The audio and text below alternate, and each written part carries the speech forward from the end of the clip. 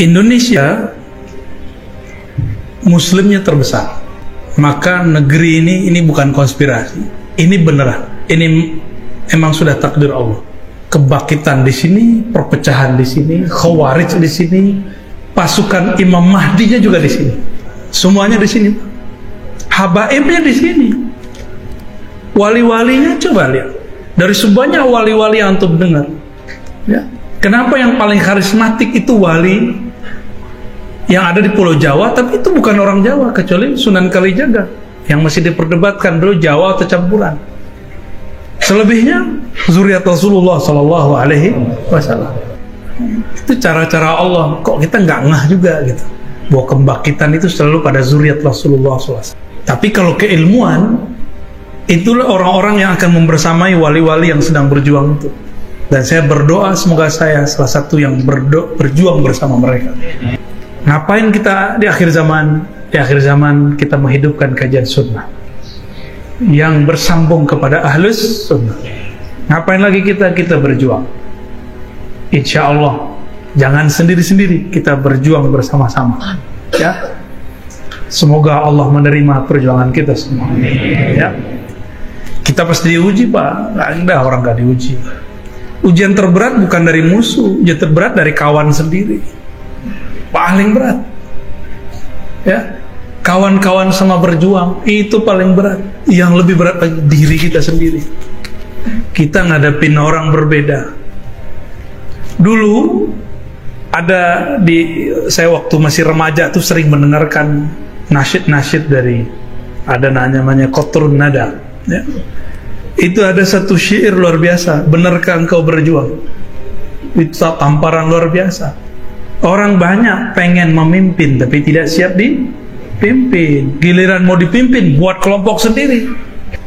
Orang siap katanya berjuang tapi nggak mau berkorban. Korban waktu, korban tidur, korban nggak pulang ke rumah, korban harus tidur di kendaraan. Antum kuat nggak? Di akhir zaman seperti Rasulullah dulu berjuang, bangun jam 12 malam mulai ngaji sampai sebelum orang-orang kafir Quraisy bangun, belum bubar lagi. Hal itu akan terjadi selama 40 hari 40 malam itu akan terjadi. Maka mulai sekarang kalau ada kajian-kajian tengah malam, ikutin biar latihan, ya. Darul Arqam dulu nama rumah tempat Nabi berjuang, rumahnya Arqam Ibnul Arqam. Di situ tempat base camp orang-orang ngaji. Jam 12 malam kalau dijamkan sekarang mereka ngumpul. Itu kafir Quraisy, munafik udah tidur semua. Udah tidur semua, kecuali ada 1-2 intel mereka menguping Rasulullah kalau sholat bacanya apa. Ketahuanlah Nabi baca ya Rahman ya Rahim. Lah Tuhannya Muhammad ada 2, Tuhan Rahman dan Tuhan Rahim. Intelnya agak blow on dikit, ya. TOLOL. Sampai sekarang mohon maaf, intel itu kadang-kadang nggak punya ilmu. Maka saya berharap kepada aparatur negara yang punya kekuatan militer lalu punya intel, bekali dengan ilmu, sekolahkan ke kiai. Terus terang sama kiai, saya mau ini anak-anak saya, asuhan saya, tolong dikader Pak Kiai biar mengerti apa usulul khawarij, kaedah-kaedah yang diyakini khawarij itu apa aja, usulul ahli sunnah, biar kalau dikirim nggak malah berubah, ya. Jangan sampai kejadian di beberapa provinsi malah polisinya yang jadi teroris, Pak. Ada 1-2. Maka kita berharap harus dibenerin dulu, ya. Jangan tengkar lah antara aparatur negara. Ini kita bersyukur negeri ini masya Allah jaga, ya, masya Allah jaga. Dan perubahan itu akan ada terus, kita nggak tahu perubahan yang masa depan. Insya Allah nanti kita akan sampai di Ambon. Imam Bukhari dulu buta, ibunya nangis, orang-orang anak-anak pada main semua, dia sedih, dia jerit, dan Allah suka melihat orang menjerit kepadanya. Dalam jeritannya dia peluk Imam Bukhari yang nanya, mama, itu teman-temanku ngapain? Dia lepaskan maknya, kebentur tembok, nggak bisa melihat karena dia emang nggak bisa lihat. Diambil lagi maknya, dia peluk, nangis. Dalam pelukan itu mereka tertidur. Tiba-tiba Bukhari gini-gini emaknya, mama kok cantik, kira-kira gitu. Kaget emaknya, lah Bukhari kamu bisa lihat. Ternyata emaknya nangis, air matanya netes dalam tidur. Kena air matanya Bukhari, bangunlah Imam Bukhari, dipegang. Ini bukan cerita Cinderella, ini bukan. Ini benar-benar antum mau nangis soalnya. Di saat seperti itulah ibunya cerita, wahai Ananda Muhammad bin Ismail, nama kecil dari Bukhari, aku tertidur sedih, menjerit kepada Allah. Tiba-tiba aku didatangi oleh ruhaniyah Nabiuna Ibrahim Al-Khalil. Kata beliau, wahai ibunda Bukhari, mata anakmu telah kembali. Tiba-tiba dia bangun. Di saat dia bangun, dia lihat Imam Bukhari sudah bisa memandang. Maka ibunya peluk dia dan dikatakan, wahai Ananda, matamu bukan mata anak-anak yang bermain itu. Matamu adalah hadiah dari Nabiullah Ibrahim, dari Allah Subhanahu wa ta'ala. Maka aku tidak ridho kecuali engkau menggunakannya untuk mempelajari kalam-kalam cucunya Nabi Ibrahim, yaitu Nabiuna Muhammad sallallahu alaihi wasallam. Besok masukin pesantren kayak kita, 6 bulan bisa bahasa Arab, langsung masukin ke dalam tahfiz Quran. Selesai setahun dimasukkan ke majelis hadis, bertemu Imam Al-Baikandi dan beberapa imam yang lain. Beliau dalam 7 tahun hafal 70.000 hadis, setahun 10.000.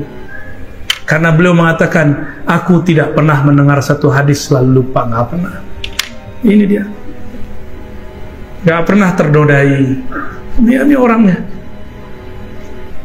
Beliau lahir tahun 194, wafatnya 256. Berapa tahun? Coba dihitung. 62. Masa tidak bisa? Emang mustahil 62 tahun umurnya bisa mengumpulkan hadis? Apanya mustahil? Karomah itu nggak mesti jalan di atas air. Karomah itu ente nggak bisa, dia bisa tuh karomah. Ya. Kita pelupa, dia suka ingat. Itu karomah Bukhari. Dan karomah terbesar Imam Bukhari adalah kitab Sahih Al-Bukharinya. Mau kurang apa lagi? Semua kitab-kitab sekarang sudah banyak yang hancur, cuma beberapa kitab hadis yang bertahan.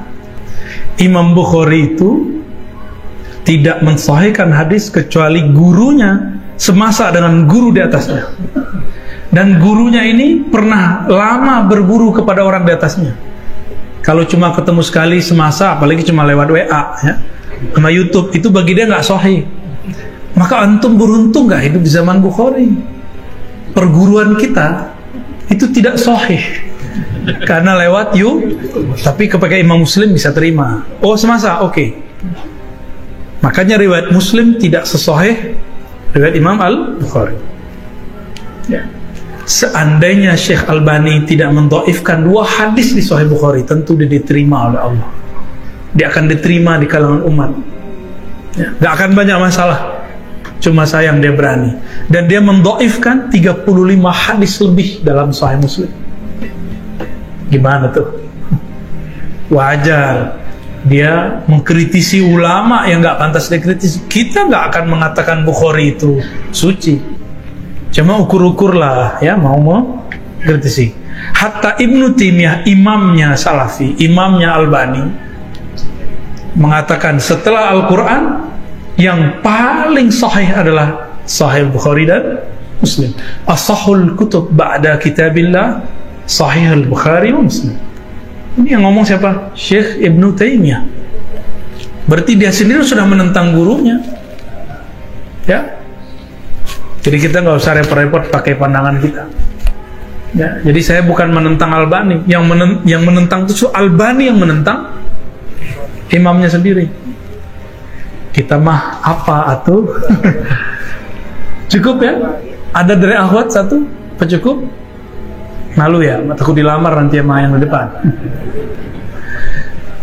Pas jam 10, teman-teman yang melakukan Allah, ikhwah fillah, ngapain kita di akhir zaman? Di akhir zaman kita menghidupkan kajian sunnah yang bersambung kepada ahlus sunnah.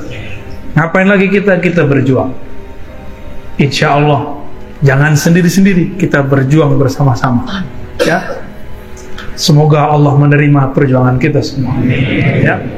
Jangan jauh-jauh dari ulama ahlullah, ulama al-arif billah. Ulama banyak yang kita bersamai, ulama yang kenal Allah subhanahu wa ta'ala, ya.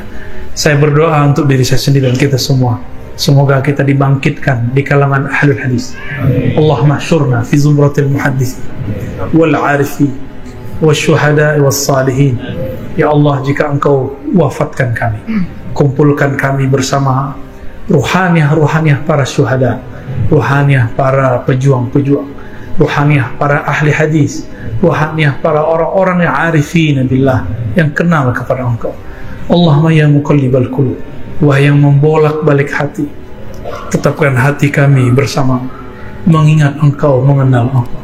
Allahumma ya Allah, balligh salatana wa salamana ila ruhin Nabi sallallahu alaihi wasallam.